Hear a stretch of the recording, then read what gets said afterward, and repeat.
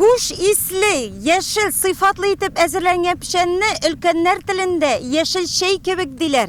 Nurlat Sütü Cemiyeti'nin urtaşallı bülükşesinde ne şuşu sıfatlı pişenini yeş buzavlarına oşatu için mahsus üstüreler hem sıfatlı itip üz vakitinde әзірлеу şarasını göreler.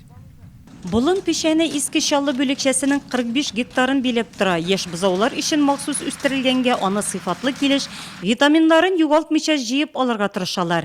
Bizim tüşürü türkümümüz biride bulganda iş sıngı gektarlarda baraydı. Hucalıkның aldыңғы mexanizatorı Alexey Zakharov bu yılda tirlik ozығын әзірлеуде qatnaşa. Kışın üzüğük tirlik ozығын berip turuda işleyken. Javaplılık ikilete mexanizator için kuyulgan normаны orttırıp ötüyol. Әмма аңа қарап тұрмайбыз, күннәр аяз тұрғанда жиып алырға тырышабыз, дей Алексей. Быстрее уберем, быстрее второй. Тез жиып алсак, икенче кат пішен де шулай тез үсешек. Нишік тірлік озығын әзірлейсің, сүт һәм малларның артыма шуға бәйлебейд. Хава тұрышы әйбет болды, үз вақытында яңгыр яуды. Алексейдан Владимир Красников, Петр Короткин, Александр Тихонов та қалышмай. Пішенчілер 1 минутта техникаларын туктатып тұрмай. Қайнар аш вақытында ғына біраз ял итәләр. Күнге 3 тапкыр түләүсез ашату ұйыштырылған хуҗалыкта. Шундый тем белән эшләгәнгә күрә үләнне беренче тапкыр чаптырып алуны төгәлләгәннәр бу бүлекчәдә. Үткән елгы азыклар барысына да әле безнең быелгысына куелган задачалар почти үтәлеп килә. Һәр шартлы терлеккә 3 тонна исәбеннән уйлыйбыз пешән хәзерләргә.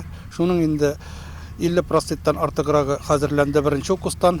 Булын пешәненнән тыш люцернаны 500-дән артык гектарда үстергәннәр, үләнне гел яңартып торалар. 30 гектарын орлыкка калдырганнар. Пешәнчеләрнең эше иртәнге 4-тә башланган.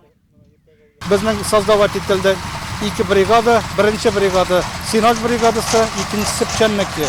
Менә бу старый челный отделениесендә без в основном пешәннән кала Синаж белән шөгыльләндек. Беренче укус пешәннең 90-80% салынды Синажга.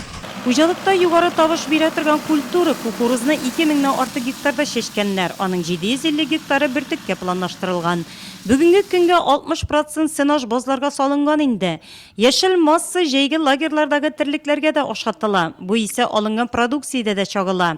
Бүгенге көндә бер баш сыердан 14 килограммга якын сөт савалар бирәдә. Малларның артымы да әйбәт. Мондый әзерлек белән кергәч, Нурлат Сөте җәмгыятенең бу ел да кышлатуда проблемасы булмаячак.